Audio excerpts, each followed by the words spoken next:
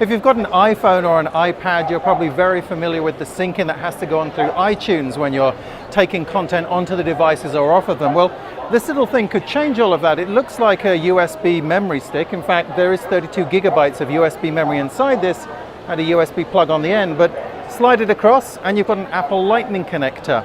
It's one of the first devices that will allow you to move data between iOS devices and PCs and Mac computers using local storage. You don't need a network at all.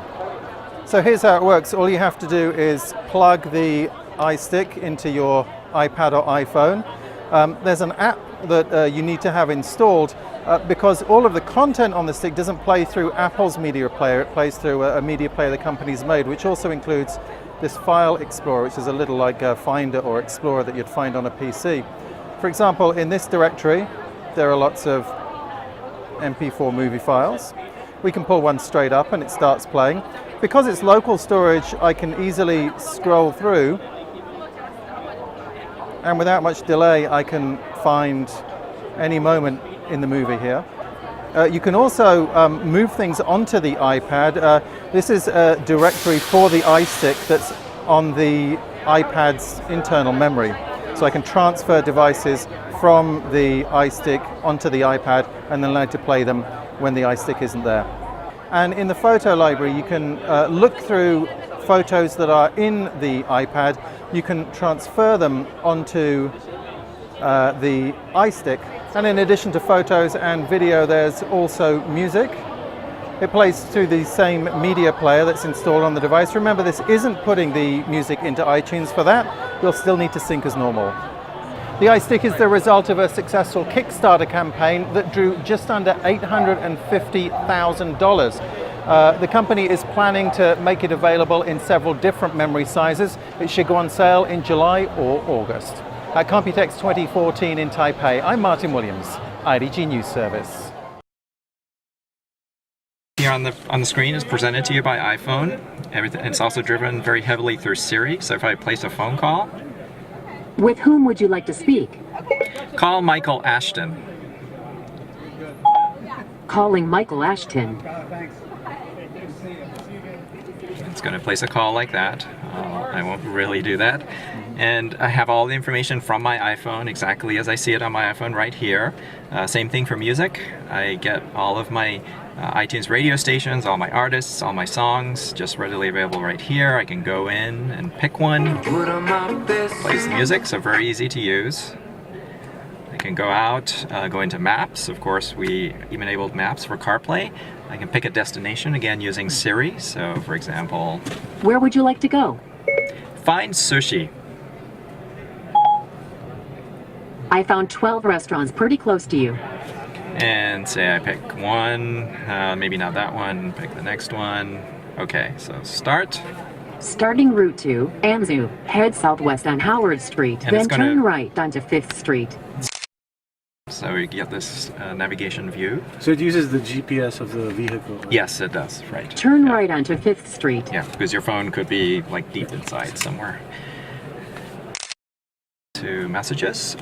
We never show any message text on the screen. It's always through voice. To whom shall I send this?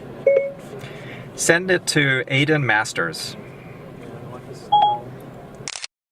I'm afraid I can't do that. Let's try someone else, actually.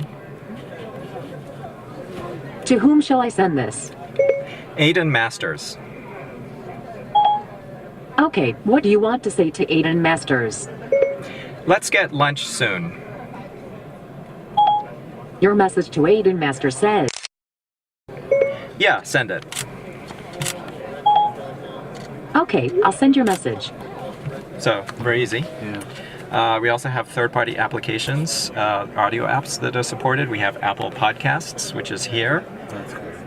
I can go in and see my podcasts, pick one, Brett was play, standing at a subway listen to platform. it, so very easy. So I also have MLB.com. They've enabled their app for CarPlay, so I can go in, listen to a game that's playing. Now the 2-2.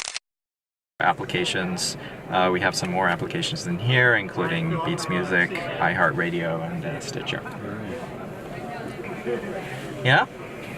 Very cool. Good? Yeah. Yeah, so is this... and then you just need a CarPlay-enabled car. And there are some on the market currently? This will be one of the first soon. And then you can see some others on the second floor that we're showing. There's also an aftermarket radio from Pioneer that's coming soon. Later this year, we've got, the best product pipeline that I've seen at Apple in my 25 years at Apple. Well, the best product pipeline you've seen in 25 years. That's right. That includes Could you iPhone. tell us about them? I get to see it tomorrow. Oh. Every year, Apple gathers a huge crowd of its developers and walks them through the future. The Worldwide Developer Conference has been the place where Apple has launched iPhones, redesigned software, and shown glimpses of its most exciting and important upcoming products. This year, it all starts June 2nd, and the rumor mill has been churning for months with what we will and won't see in San Francisco. Let's start with iOS, which is a staple of WWDC. Last year's update was a sweeping change in the look of the platform, but iOS 8 will really begin to polish some of the rough edges while introducing a number of key new features. The most important one seems to be Health Book. According to 9to5Mac, the new app will collect data on information like blood pressure, activity, heart rate, and sleep, and will place it into cards that look a lot like the Passbook app. It'll pull from the phone's many sensors, but might also work nicely with a few accessories. But we'll get to those. Now, what about smart homes? What if your phone could unlock your door when you get home, turn your lights on, and welcome you home with just the right song playing through your living room speakers? The Financial Times has said that Apple will unveil home automation software at WWDC, which would mark a huge step into a new industry for Apple, one that Google just got into with its recent acquisition of Nest. Rounding out the iOS 8 rumors are new apps like Preview and Text Edit, enhancements to Siri including Shazam-like song identification, and public transportation for Apple Maps, finally. Again, not a huge reimagining of the platform, just a polish and a paint job. And, I don't know, an addition or something. Next, let's talk OS 10.10 called Syrah. And yes, that is apparently the numbering scheme Apple's going with as 10.9's follow-up. The Mac's operating system is apparently getting a big design overhaul, one that puts it more in line with iOS 7's bright and simple looks. It'll still work like the OS 10 you already know, but will start to feel a lot more like a real companion to iOS. It's a logical next step. They have an increasing number of apps in common, and a similar style would make the two platforms feel even more like one. So iOS and OS 10 are basically a given. And while Apple's used WWDC in the past to announce major hardware, generally speaking, we don't expect to see much outside of iterative updates there. That said, there are two bigger iPhones said to be on their way for late summer or early fall. Multiple outlets have reported that Apple is working on iPhone models with a 4.7-inch display and a 5.5-inch display, both far bigger than the 4-inch iPhone 5S. It's hard to say when they'll appear, especially given what are apparently real production problems, but it's not impossible that we'll see one of them at WWDC. Then there are wildcards like Apple TV. The company has been talking about Apple TV a lot lately, and this week Apple's senior vice president Eddie Q revealed that it's sold 20 million set-top boxes so far. It's been more than a hobby for a while now, and if Apple did want to set up something like a new app ecosystem as it gets ready to build a television, its annual developer conference is just the place to do it. And it's not just about TVs, of course. The really big Apple rumor of late has been the so-called iWatch. Apple has yet to enter the wearable field, which is quickly becoming crowded by some of its biggest competitors, including Samsung and Google and even Pebble. And the phrase new product categories keeps being thrown around by Tim Cook and other Apple executives. Something is coming, and soon.